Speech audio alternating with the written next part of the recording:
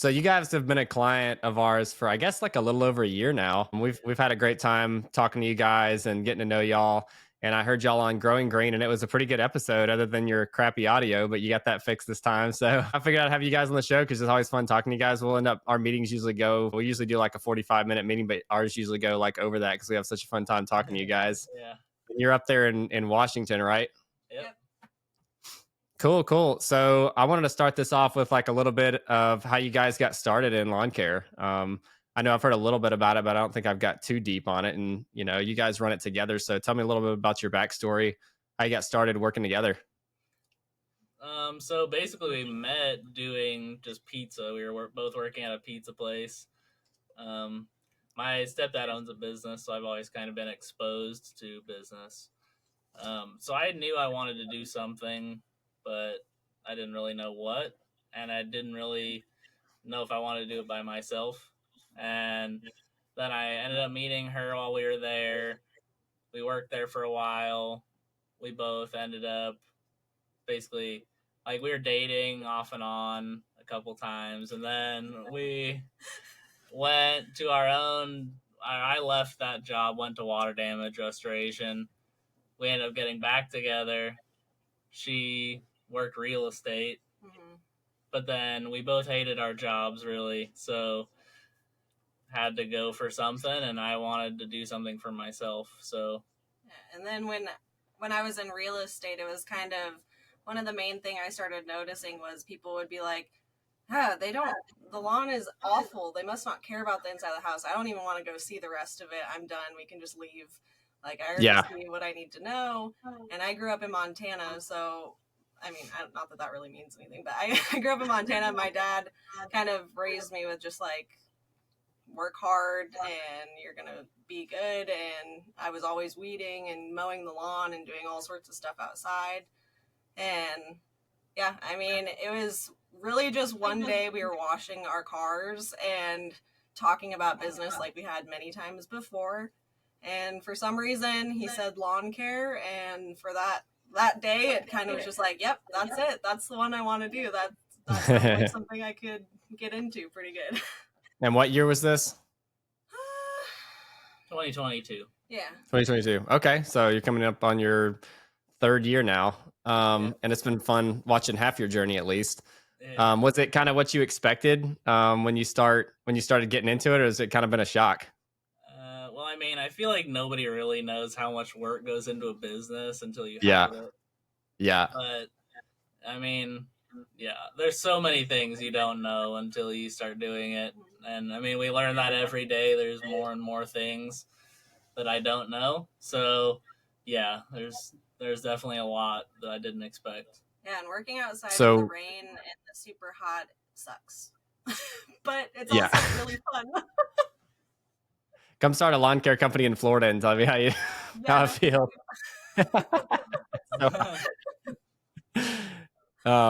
So what's your favorite part of running your business? Is it everything you ever imagined and more, or is it just, wow, what have we gotten ourselves into? Like, what's the feeling there? I mean, I think it's pretty surreal having your own business and, waking up, even when you don't have work, like on the brokest of days, you still can wake up and be like, heck yeah, I at least don't have to go to work at a pizza place or go get in a crawl space or anything. Like, there's no boss over me. If I don't go make money, I don't go make money. So, I mean, it's a blessing and a curse because we, as entrepreneurs and business owners, we want to have, free time, but free time means no money. So, and it gives you hope too, right? I remember before, because I don't come from a family of entrepreneurs at all. I just remember my whole life flashing before my eyes as a teenager because I already know what my destination is. It's what everybody else around me is. So, but now it's just like, I don't know if I'm going to be filthy rich at the end of my life or just end up average or flat broke. Like, who knows? It could be. And I don't think I'll ever end up flat broke. That just gets a little too crazy. But you just never know at the end of the day what's going to happen. I think that's the fun part of it. Like, I hate knowing what's going to happen. As somebody who's always forward looking, I just can't stand it. It's just, why even bother with if I already know what's going to happen, right? So, yeah. So what's that? Well, I mean, as long as you know you're, not going to stay down. Like, you can fail, but you know you're not going to stay down. So you're going to make it somewhere. Right. Yeah, and it's kind of like even if you spin your wheels for 5 years, you learn so much along the way. It's like you can start it up faster the next time you try it too. Yeah. I remember in college, I wrote a lot of research papers, and I would spend like the whole first month just like researching, and I felt like I haven't done anything until I start writing. But you've already done majority of the work by doing all the research beforehand, and what you do and what you don't want to write about. And so I think it's kind of the same way. Yep. Yeah, for sure. So, what's your least favorite part about it? Now that we've talked about, just a little bit of the backstory and everything, is there anything you're just like, man, I can't stand dot dot dot? Well, kind of the nice thing is the stuff I hate to do, he loves to do, and the stuff he loves to do, I'm like, you can have that. Yeah. So I'm like, I'm going to go out in the garage and work on equipment for a couple hours, and he's just happy in here answering emails. So, I mean, it works out. Yeah. So you like the weather, to answer the question. Weather is in the end the worst part. For sure. Yeah, I think a lot of people would say the same thing. That or like hiring one or the other. Pick one. Yeah, I mean, luckily we haven't had to deal with that yet, but we have hired quite a lot for the places we've worked in the past. So hopefully we at least have a little bit of advantage when it comes to that. Yeah. And I think that's one reason I wanted to talk to you guys, because, you've got you guys recently got married. So congratulations. I don't think I've actually told you that yet, but that's awesome. Congrats. Me and Megan run our business collectively. So I was curious how that has been for you guys. Is there any days where you're just like, I can't stand working with this person? Or, because it's funny, because before we opened a business, I told people we're going to open it with, together. And they're like, man, I couldn't run that with my spouse more than an hour a day without wanting to choke slam them. So, and I think that's just horrible. But, it's, but I think that's a lot of people like, man, I cannot imagine working with my spouse. So how has that been? As you guys because you guys were dating when you first started it, and now you're married. So has that changed anything at all? And just how do your days look like? I mean, I feel like there are days where we just cannot be in the same room together. And then there are days where it's just like, he's my best friend. Like, there's nobody I'd rather spend time with in my day. So it's not really like, it's really fun to actually do it. And then a lot of people have said that to us. Like, I can't imagine working with my spouse. I'm like, I can't not imagine working with my spouse, I think. Yeah. It's kind of weird because it creates a little bit of like a codependent relationship.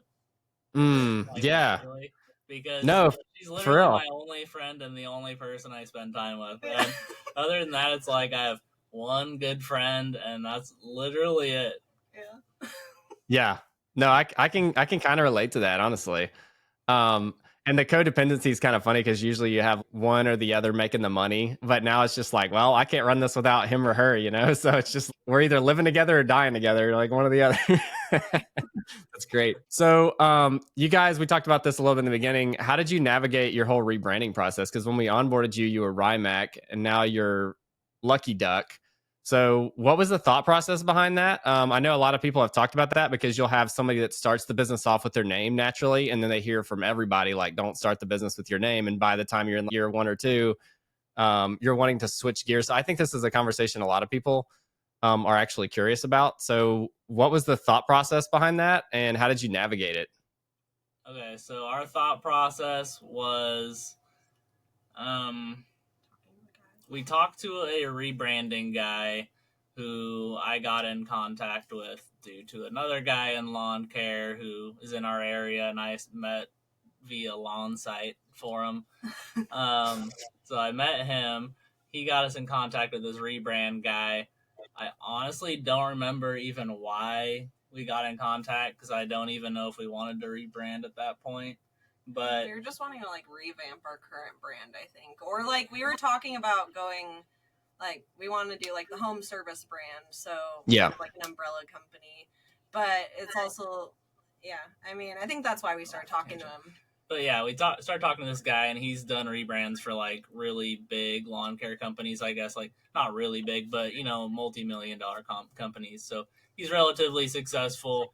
And his artist works for like Marvel or something like that, or DC, doing like their artwork. So they did really great art, but we ended up not even going with him. But he basically told us when we talked to him, like, your name is completely unbrandable. Like, you have to change that, because we told them we want to be like a nationwide company or a large company. And he's like, that's just, you could make it work, but why?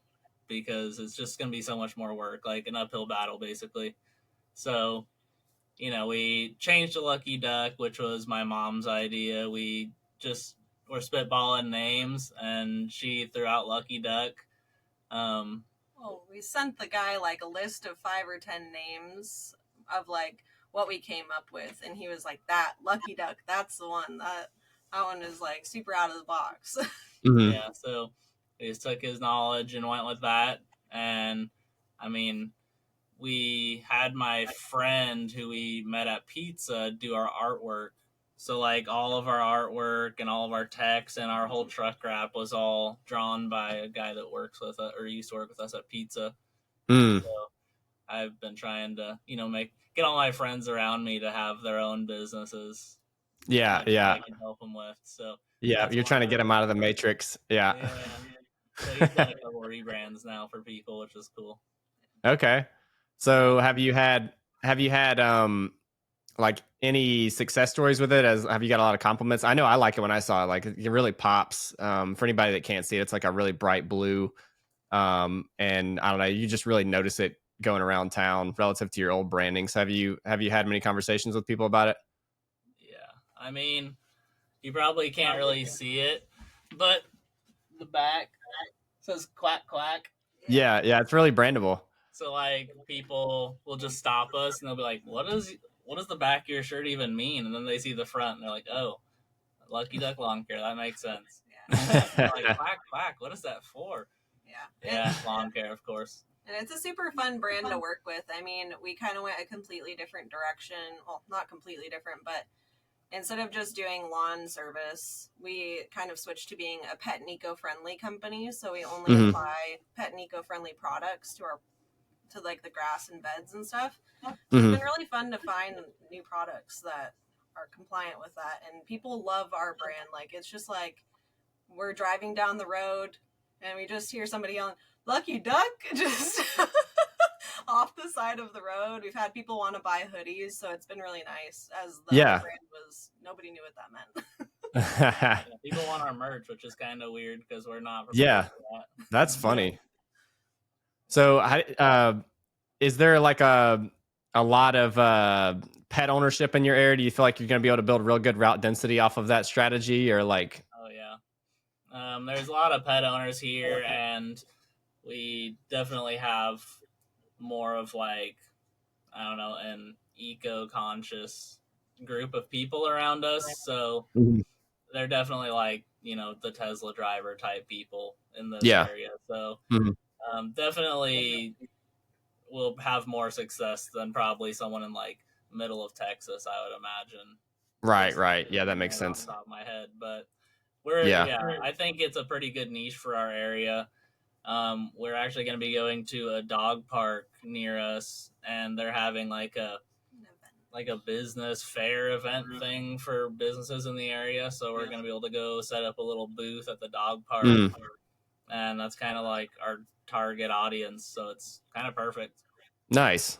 And we're going Tell to me be a little bit. doing frisbee marketing. There you go. Yeah, yeah. We were just talking about that in last night's Q&A, so that's pretty cool.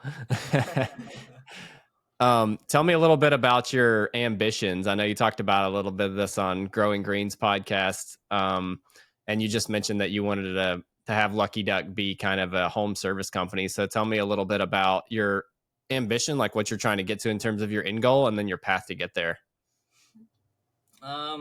So basically the business we're looking, we were looking at more of a home service business. I'm a little bit traumatized because I saw Marvin Salcedo go out of business, I think. So Oh, I haven't heard that.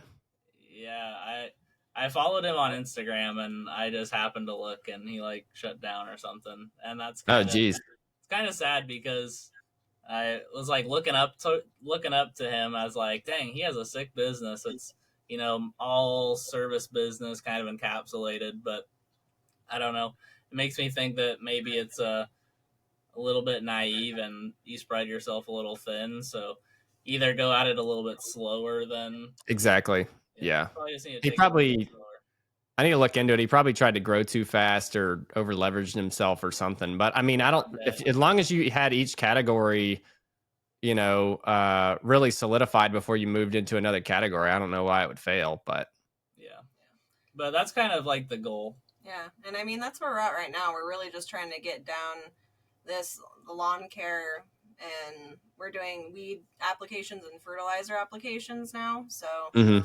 that's kind of just the niche we're trying to go into, and yeah, it seems to be people really like it. They're really interested in seeing what Pet and Eco-Friendly can do for them. So Mhm.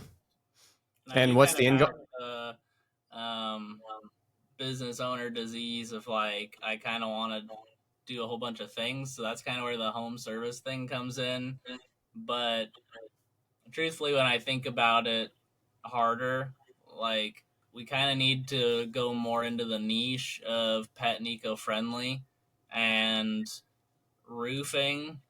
I don't really know if there's a pet and eco-friendly play there necessarily, besides Mhm. like, solar panels and stuff like that. But for like fence installation, like pet and eco-friendly, I don't really Yeah. know the play there. Maybe I just need to think about it more. But we probably need to lean more into like um, like home washing, like soft wash, and landscaping, lawn care. Really dial Mhm. those in first, and Yeah. really Yeah. capitalize on the niche. And the reason for this was you guys, I remember when I first met you, you said you wanted to be billionaires. So you're looking at like total addressable market. So you're really trying to expand into that. So when we had that conversation about a year and a half ago, do you feel like any wind has been taken out of your sails? That kind of leads to my next question. So what have you learned through failure in the last year, and how do you handle those setbacks in relation to getting to that goal? and it's hard. Like when you get set back, it's like mentally Mm-hmm. exhausting. But it's kind of just, we have a lot of support from his family and people around us, and it's kind of like it reinvigorates us in a way of, if they think we can do it, we can absolutely do it. And if a lot Mm-hmm. of people that are in business right now can make it in business, like there's no reason we can't make it in business. Mm-hmm. So it's kind of just like making sure you get back on track after getting kicked, I guess, for lack of better term. Yeah, I think every entrepreneur has had that multiple times. It's a million different things, and it's just really a mindset, right? Like on how you're going to get through it. But it's something you don't really have to deal with, at a normal job where you have sick leave or whatever the situation is. You do have to deal with setbacks, obviously, but I think in entrepreneurship, you're kind of your only stop, and so you really have to bounce back, or else the whole thing just explodes, right? Yeah. Yeah. And I mean, like, it's all about your mindset too. Like, if you have an unhealthy mindset and you can't get out of ruts and you can't, like, talk up to yourself, like, I'm really bad at, like, negative self talk. And Yeah, so it's like, I never feel like we're gonna get to where we want to go, but that's just like my brain trying to get me to stop, I think. yeah. And so it's just kind of like pushing past that and like relying on each other for that support when it's needed. Mm-hmm. And also just, checking in with ourselves and being like, is this still, like, we still feel this is our goal, this is what we want to do. Yeah. Okay, how are we going to get there? And just kind of moving past it in a somewhat clunky, but still moving past it manner. Do you feel it's really developed you as a person in the last 3 years? And let's relate the last 3 years in entrepreneurship relative to the last, I don't know, 10 years before that. Do you feel like it exponentially compounds? Because I wish everybody could have this experience, but the amount entrepreneurship has changed me in we've been in business for 6 or 7 years, is just way more. I'm 34 now. So the 26, 27 years before that, I feel like I was just kind of atrophying almost. Like in the last 7 years, I'm like, dude, I can think in so many different scenarios right now and have the resiliency to get through it. Whereas before, like looking back, I'm like, wow, I was weak back then, like so weak. And now I love what this entrepreneurship has done for me and Megan. And are you guys kind of feeling the same thing that I'm talking about? Absolutely. I Yeah, feel it's like you just become a better person in general. yes. Because I mean, you have to deal with a lot of downsides. There's a lot of downsides to owning a business, at least in the beginning. And I mean, I'm sure it stays forever, just different Mm-hmm. downsides, like sacrifices you got to make, things you Mm-hmm. have to constantly be learning instead of hanging out with your friends. Like, I got to go home and watch a video about how to do this irrigation system or, Yeah. whatever you're doing. There's Mm-hmm. always more, and you're just getting better every day, and other people don't really have to do that, especially if you're just at Yeah. a normal job. You get to your certain pay level and you're maxed out, and you can just sit there and Yeah. that's it. Well, and I mean, it's also like when you work a job, you go to work and you come home, and they're two separate things. Like when you own a business, it all Mm-hmm. runs together. Yeah. Everything has to work together to make sure that the business functions, that you're still functioning, and that you're still like making sure that you're healthy. So Mm-hmm. it's kind of just, yeah, I feel like I don't know, just we've learned so much as far as like getting to level 10 per like in every aspect of our life. Mm-hmm. It's exponentially grown, and I feel the same way. Like I felt like I was so naive when we started. Yes. And, I mean, The Go ahead. I don't really know what I was going to say, sorry. Yeah, no, it's just been incredible. Like just the things that I've rabbit trailed into owning a business. I'm on like a mental toughness kick lately because I'm a creature of comfort, and you kind of get at a crossroads eventually of I would have never found myself trying to go down the mental toughness route at like a 9 to 5. I'm just going to come home and watch TV and eat donuts or whatever. And now I'm just like, wow, I do need some good discipline and some crazy things that I have to push myself to the limit on if I'm going to get the level of success that I want. And before I didn't need that. It didn't really matter that much. It wasn't going to increase my salary or anything. But stuff like this, the little things that you wouldn't even think relate to what your business growth is going to be. It's just all these little categories add up. And it's just things that I would have never thought about before. Whether it's, I mean, you have to learn finance, you have to learn marketing, you have to learn sales, you have to learn branding, you have to learn admin, you have to learn asset purchases, you have to learn literally everything, and then you have to learn it at a really high level so that nothing under your watch gets used, with fraud or whatever at a certain level. So you're becoming responsible in all these different categories. Whereas at a normal 9 to 5, you're just like, wow, I know how to do sales, or I know how to do marketing, but all this stuff is interconnected.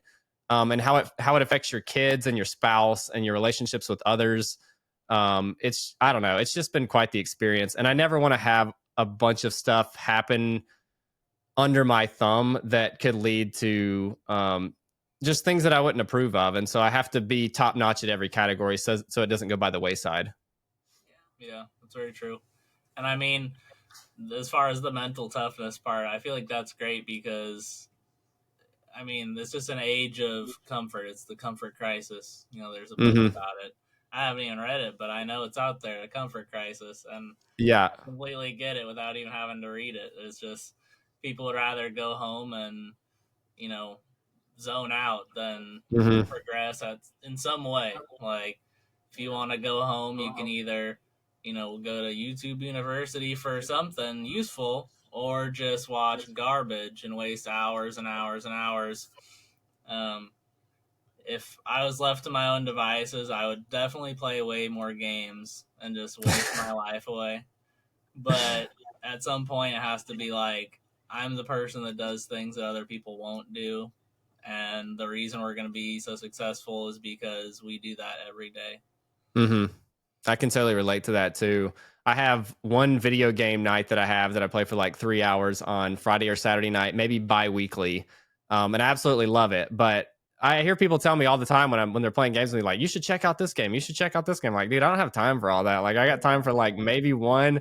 And for men, I think it's different than most women, but it's a way for us to like turn our brains off and just kind of be with the guys. Women are like, that looks so stressful doing that. At least that's what Megan tells me. So but it's totally a reset on my brain. But you could totally get into it where it's just a disease almost. And Yeah. I don't know how people can play 15 different games. It just doesn't even make any sense to me. I mean, I could before this business, but now that I have this, it's like I feel so irresponsible. Even when I play Yeah. one, if I commit to another one, I'm just gonna get addicted to that one. Mhm. There goes just days of my life. Yeah. I really struggle with eating bad too whenever things get too busy. So that's where we're at right now. Like me and Megan are just like completely slammed with, we just had a newborn and then it's tax season and we made this enormous change in our business where we're really trying to scale. And so a lot of times I don't have time to go shopping or anything. So I'll just pick up pizza and then eat like a candy bar afterwards. And to me, that's comfort too, because I'm not so, I should be more uncomfortable to where I can just stay up till 11 and meal prep or whatever, but I don't want to. I just want to go to bed at that point. So Yeah, it's just like little things that I'm always trying to like chip off of myself. And right now that's one of them is just eating junk when I'm just overworked and exhausted. But it's all a process. You can't try to do it overnight. You can't just go cold turkey. No, it's hard. We were really bad with like not even eating until the end of our day last season. Yeah. And at the beginning of the season, it'd be like 9 o'clock, and it's like, oh, we haven't had any We gotta dinner eat. Yeah. at all, or And any then, breakfast. yeah, no, I've been there. I used to build decks in the summer in Florida and it was absolutely brutal. And the guy would smoke. So smokers have like not as much of an appetite. And so we would just skip lunch and I wouldn't eat like the whole day. And we've been picking up like 6x6 posts and building pergolas and stuff. And I would just like, get like the worst headache I've ever had in my life at the end of each day, just from the sun beating down on us. And then absolutely no calories. And you don't even feel it because you kind of have an adrenaline pump going.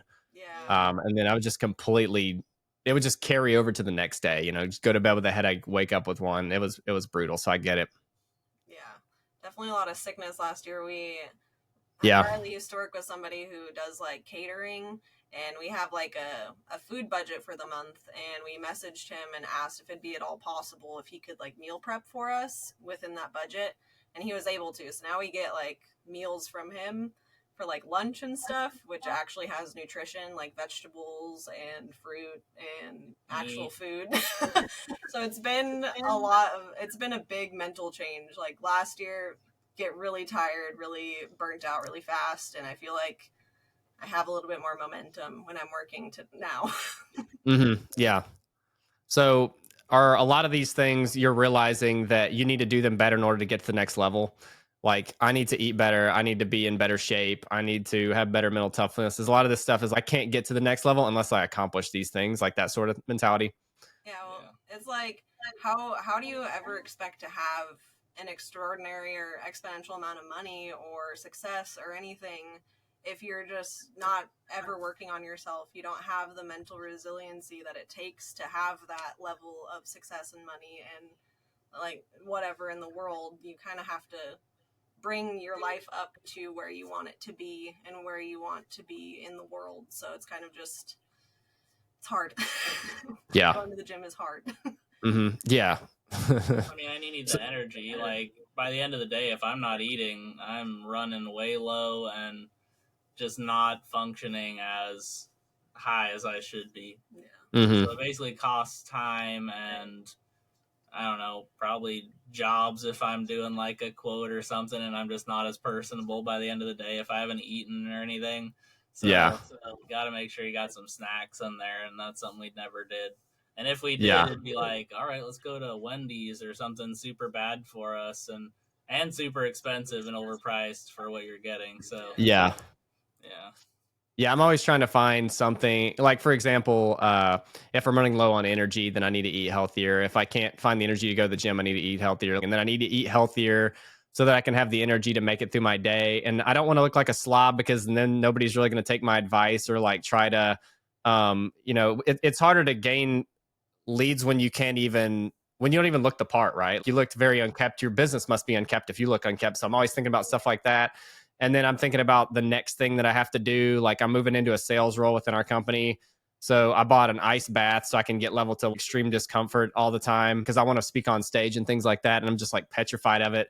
But if I don't find like that, when I've done little short on stage things at like Lawn Care Life where I talk for like 5 or 10 minutes, and it's like absolutely terrifying because I haven't done it since high school. And so why am I feeling that so bad? And it's because I don't put that shock on my system hardly ever. I don't push it to that redline it, all the time. So I need something throughout my day that puts me in extreme discomfort so that I can do that when the moment comes. I'm always thinking about things like that can get me to the next level. And so I think you really only get that largely in business ownership. So it's really, really cool.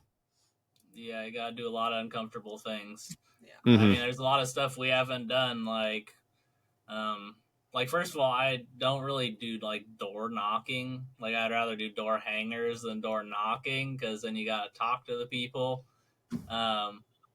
or get like. I mean, my experiences have not like we did not get very many people who wanted to talk to us when we did door knockers the first couple of times. So it's like that's always discouraging. And I mean, if I just do door hanger, they don't tell me no right to my face. So Yeah. so we have put a door hanger and then immediately walked away, and the guy walked out and put it in the garbage can right next to us. So I forgot about that. I mean, that's kind of disappointing too.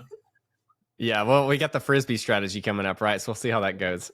Yeah, I'm excited about that. It up to her, and she's like, "I don't know if we can talk about that on the podcast. It might be some secret strategy."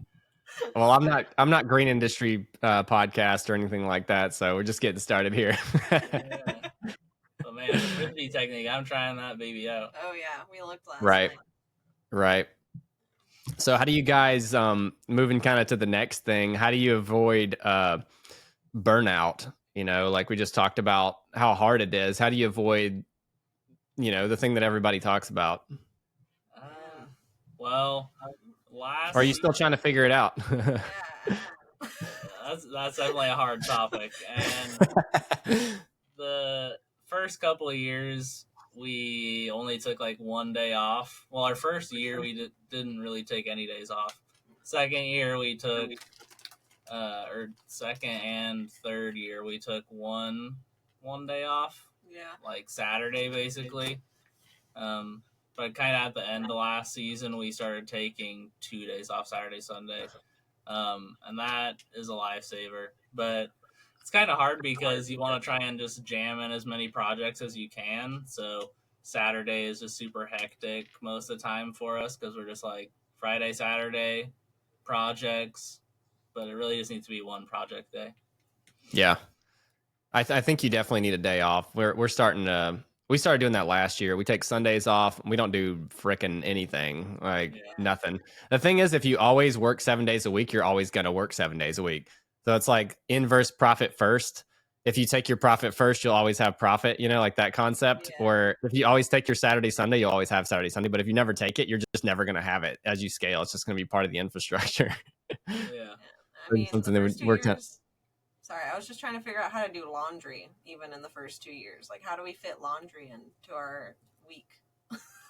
Right. Little stuff like that. Mm-hmm.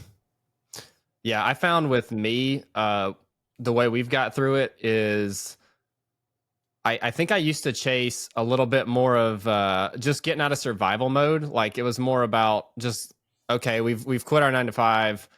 Now we're just working, getting this business started, but it didn't have like a philosophy attached to it. And so when I attached like a mission and a philosophy to it, every day was like, I'm going to conquer this day, 'cause like this matters more than me.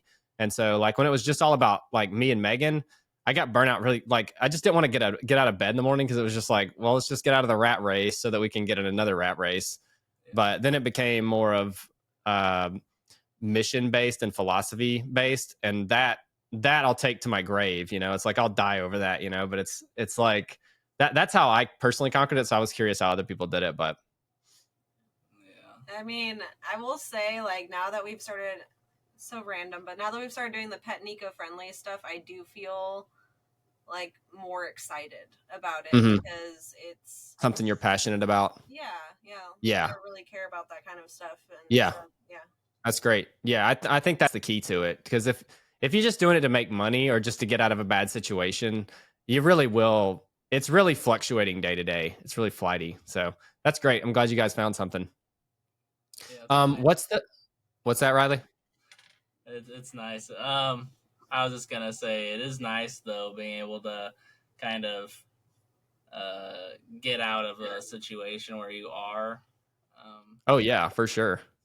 Like it's not all money related, but man, it feels good when you can like make something work, and that definitely keeps the motivation up when it's like, dang, so what Yeah. I'm doing is actually selling.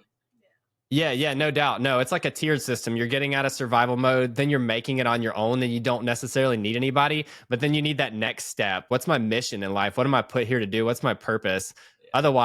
Otherwise you do get, I found vast majority of people just burn out, man. Yeah. So what's your guys' favorite way to absorb information and education these days? Podcasts. I feel like Podcast. everybody's answer is podcast. Yeah. Like, YouTube is great too because I'm a very visual person, but Yeah. I feel like the higher level. Well, I don't really know if the higher level advice is on podcasts, but it's easier for me to take in while I'm working, I guess, is the whole thing. Works. I think it is like so I listen to a lot of long form podcasts and I'll pick up a pattern that successful people have and then I'll apply it to my own life. So I might not get something out of like an individual podcast, but when I realize like, hey, these 6 dudes that I listen to 2 or 3 hours on are all saying the same thing. I guess there's something to that, you know? Yeah. Whereas if just one successful person says it, it's like, well, that works for them, but that's not really me. But then you start seeing, well, they all had to do this to get to this. So probably something I need to do too. So I think I've heard that before too, is where a lot of people will say that podcasts aren't really that valuable for education, but I've learned an immense amount from the patterns of it, just because I listen to so many. Yeah, I mean, you got to take more than just the info they're saying. There's a lot to it. I mean, they don't just give you everything. You kind of have to, find a little bit of it. But people say a lot of very knowledgeable things on YouTube videos, podcasts, anything like that, and you just have to actually put it into action for yourself. Yeah. These people who are billionaires, and they're just giving you their lessons, and you just have to take it and apply it, and you'll make money. But it always sounds so easy until you do it. Yeah, a lot of it is they're talking about is just experience or intuition at that point, and so it seems second nature to them. But so, what billionaires do you follow, if any? I follow Tom Bilyeu. So okay, yeah, he's the Quest Bar guy, right? I think, yeah. Yeah, and I mean he's great. He's very hardcore, and I mean a lot of people would not like him. He's very polarizing. It's like everything wrong in your life is your fault. Not in like a bad way, but you kind of get the power that way. If it's somebody else's fault, then you're just like at the mercy of them, I guess, to change or something. So, I mean, yeah, he's just kind of hardcore. Other than that, for billionaires, I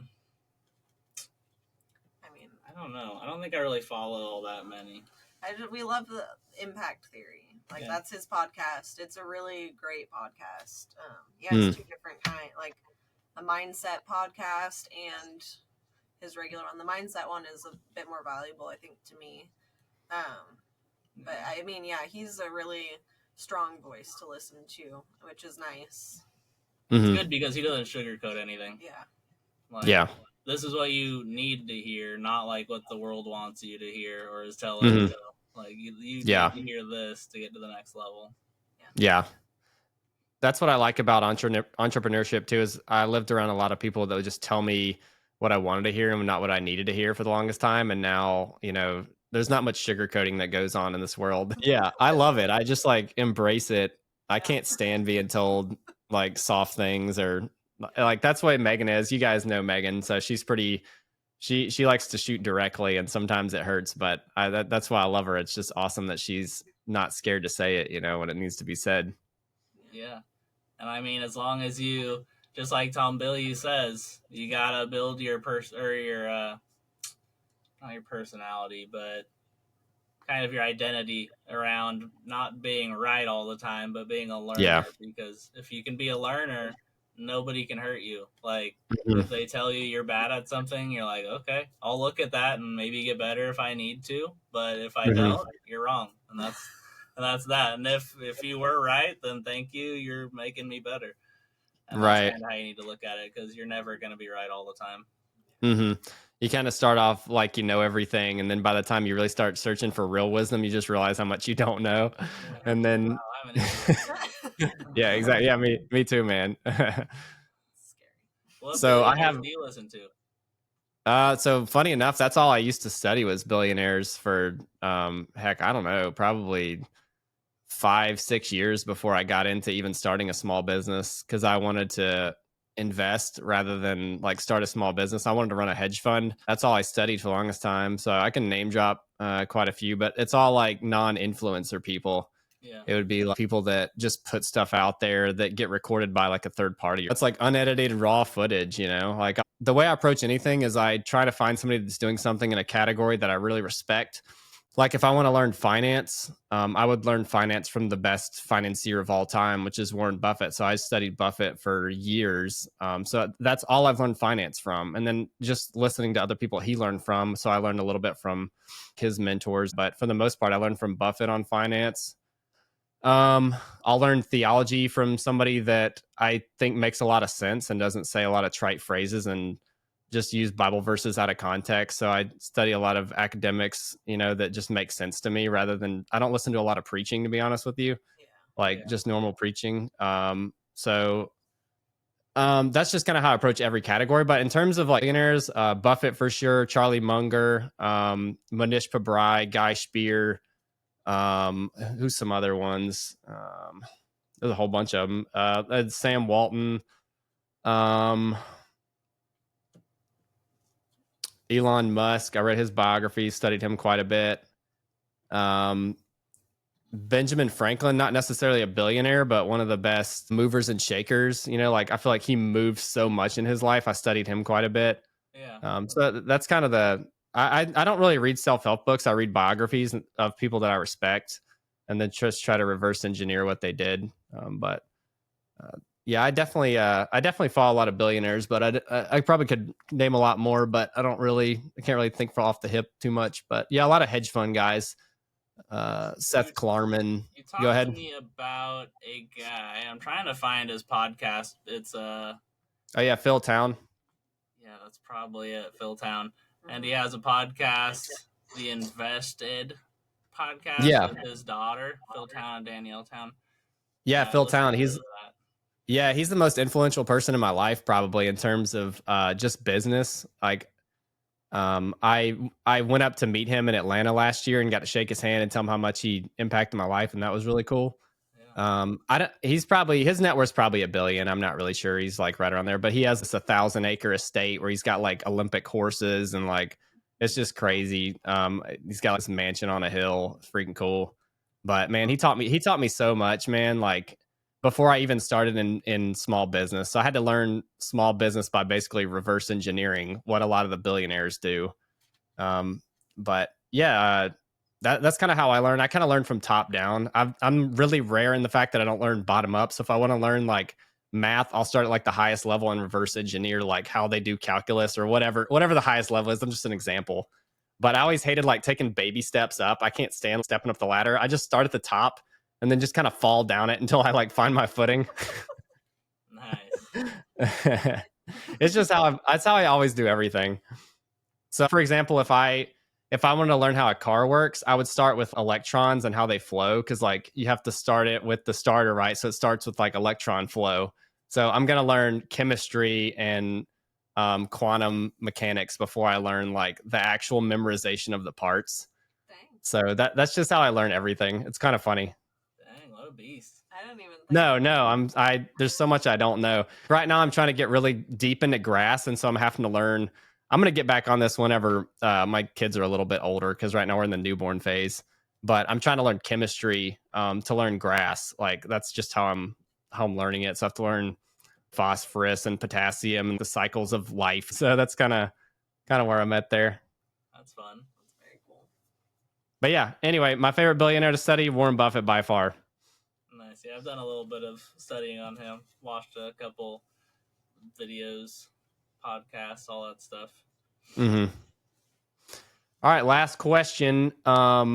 Everybody always asks me what I got on my shelf back here. I was on Jonas Olson's podcast, and he was like, "Man, what you got on the shelf back there?" And I named off a lot of biographies because I read a ton of biographies. But what a lot of people don't know is I love UFOs and cryptids and stuff. So since you guys are in the Northwest, I just asked Dean this question. He was just on the pod. He's from Northwest as well. Do you guys have any Bigfoot stories? Bigfoot stories. Mm. Well, Or you guys even Are you guys even interested in this sort of thing? It's like a Bigfoot hotspot up there. Oh yeah, I mean, I find it very fascinating. We have a lot of like Bigfoot stickers and everything everywhere, but literally all I can think about is this one picture of Riley's mom that they call Mare Squatch, and it has nothing to do with that. That's the only thing in my brain right now. It's a picture of my mom just bent down like Sasquatch at a golf course, and that's all she can think about. But no, I don't.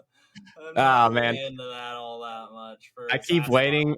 I'm gonna keep like throwing this reel out like at the end of every pod, and hopefully somebody's gonna bite on it. And it's gonna be like, wow, I didn't know that dude was deep into that subject or whatever. Like, I'm just keep hoping somebody's gonna just bite it, and then we can just roll for like another hour talking bull crap. Yeah, but that'd be awesome. Yeah, I find Sasquatch is kind of the most boring mythical creature. Yeah, so. I think so too. Like, if I'm being honest, like I'm way more into ancient architecture and UFOs. Like but then occasionally I'll get into the cryptid stuff for like an hour. But really, I like ancient architecture. Like that's my number one for sure. Like the pyramids and all the South American stuff. I love that junk. I'll watch hours of video on YouTube for that when I should be doing something more important.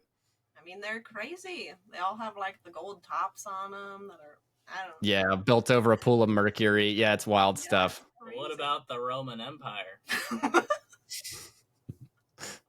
What about them? I've heard men think about the Roman Empire at least once a day. Oh, yeah. Well, I will say, this brings me up to another thing. So for leadership, I've been studying all the generals of old. But that's the people that moved men, right? You have like Caesar crossing the river, in response to the Roman Republic. And he was basically overtaking Rome by how loyal his men were to him. So not saying that they necessarily did some great things, but the loyalty attached to that one man, even though he's not the emperor, is remarkable. Like Cortez marching his 395 men or whatever across Mexico. They're like 3,000 miles from home. They're in the middle of the desert jungle marching over hills. And for some reason, they don't just kill the guy and sail back. There's something to be said about that. All these generals could move men and live off the land for years. And for some reason, they were loyal to him. To me, loyalty is like the core center of any business. If you want to have like a really solid business, you have to figure out what drives people to the loyalty. And I think generals are some of the best ones to study because you can learn from them. You can throw out the bad and leave the good. That's been like one topic I've been on lately that has been really fascinating to me because I can't figure out how these dudes could march around for 15 years and just follow them to the ends of the earth, right? Yeah, it's pretty wild, honestly. Never thought about that, but that is very fascinating. Anyway, that's a whole nother escapade there. But anyway, how can guys get in contact with y'all or follow you if they want to hear more about Lucky Duck? Or Lucky Duck Lawn Care on all socials, Lucky Duck Lawns at Gmail, and we got our website, luckyducklawncare.com. Awesome. Anything else you guys want to add to the conversation before we wrap it up? I don't know. I'm good. We could talk forever, I'm sure. We'll just talk off air. We'll talk off air about more generals and UFO stuff, right? No, I'm just kidding. Mackenzie's like, all right, I'm gonna head out. No, I mean, there can't not be aliens, right? Right, exactly. Yep. All right, guys. Well, it's been fun. Thanks for all the value you brought to the conversation. Love talking to you guys. And hopefully we'll have you on the pod again soon. Yeah, thanks for having us, man. Thanks for having us. Yeah.